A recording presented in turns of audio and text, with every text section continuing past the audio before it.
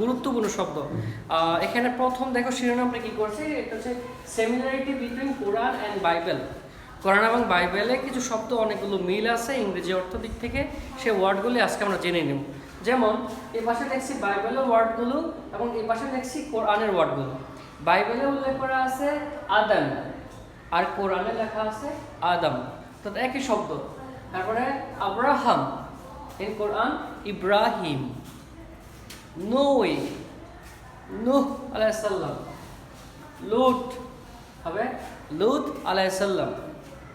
ইসমাইল, আর কোরআনে আছে ইসমাইল। ইসহাক যেটা বলি ইসহাক। জ্যাকব, কোরআনে আমাদের হচ্ছে ইয়াকুব আলাইহিস সালাম। জোসেফ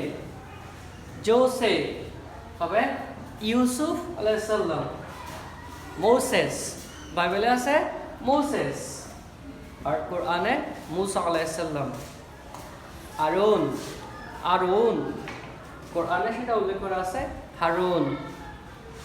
ডেভিড, আমাদের বাইবেলে যে শব্দটা লেখা আছে ডেভিড, এবং আমাদের কোরআনে সেটা লেখা আছে দাউদ আলাইহিস সালাম।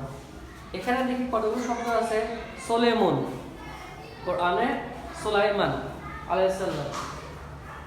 বাইবেলে জেনাস, কোরআনে ইউনুস আলাইহিস সালাম।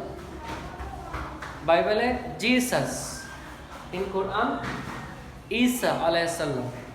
অর্থাৎ দুই জায়গায় যে শব্দগুলো আছে আমাদের কতগুলো সিমিলারিটি খুঁজে পেয়েছি। আদম, আব্রাহাম, ইব্রাহিম, নূহ,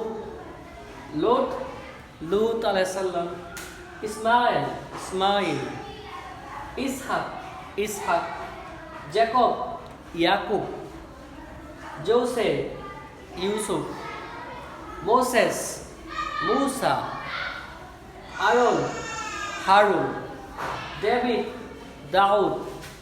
সোলেমন, সুলাইমান। জেনাস, ইয়ানুস। জিসাস, ঈসা আলাইহিস সালাম।